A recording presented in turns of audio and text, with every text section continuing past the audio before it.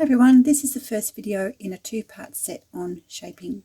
In this video I'm going to show you how to make increases within a row or around and how to make increases at the end of a row. The second video will show you how to make decreases. So shaping made within a row or around gives us a gradual change to our shape. So something like a beanie or the head or tummy of an amigurumi. We can also have a sudden increase or decrease in our shape, and that gives us a step shape, which you'd see for something like the sleeves of a jumper. It doesn't matter whether you're working in rows or rounds, and it doesn't matter what stitch you're doing, our increases are made the same way. I'm working in Australian UK terminology, and I'm doing a treble crochet, which is a double in US terms. So I'm just going to put a couple more trebles in here. So we work to the position of our increase. Then we go into the next stitch,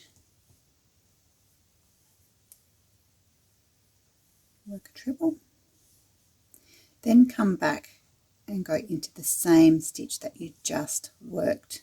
And we're going to put in another treble into that stitch.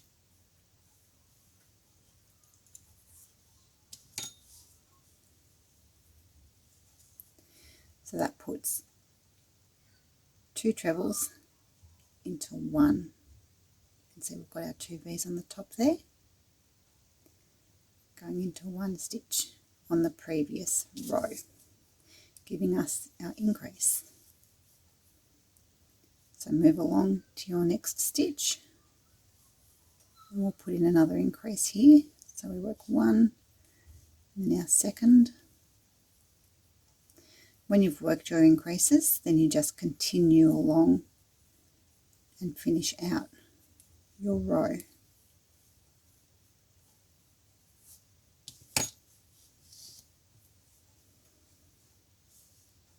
So we've got our single trebles and then two into the next stitch, just giving us our increase. The other way we can make our increase is at each end of our row. This method gives us the step shaping I mentioned at the start of the video. Now I've changed to another colour simply so it's easier for you to see. So we've come along here and stitched to the end of your row. Then we work a single chain for each additional stitch that we want to add. So we'll do 4, and then you've got to work a turning chain. So we're going to do another 3 because I'm working the treble. Turn your work. This chain now gets treated as if it were a foundation chain. So because we're working treble, we come back 1, 2, 3, and we're going to work into our 4th chain.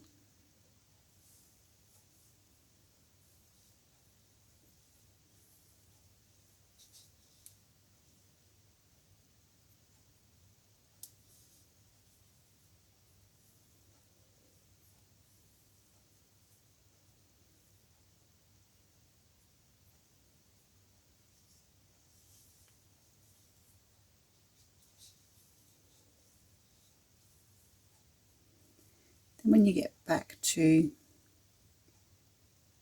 where you've extended your chain, we just continue all the way across our previous stitches.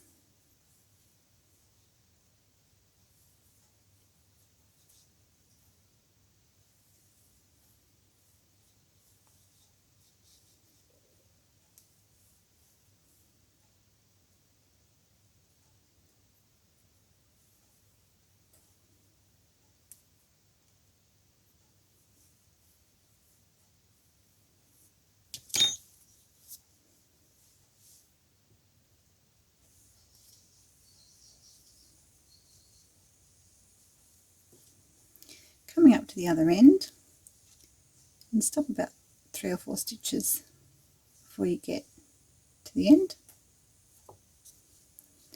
You can use a stitch keeper to pop in your loop, and that way you don't run the risk of pulling on your yarn and losing all your stitches. With a separate piece of yarn, go into the last stitch on that row, and we're just going to pull up the slip knot.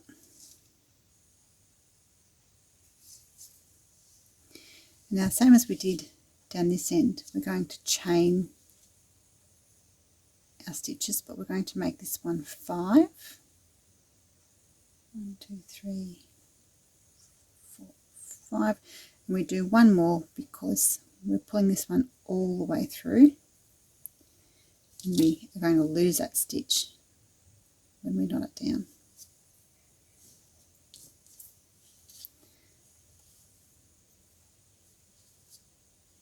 Back to our loop.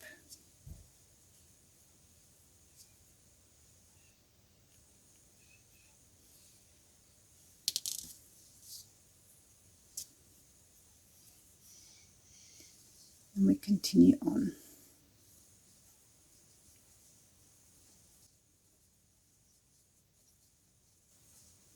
Again, when you get to your foundation chain, work it like you normally do.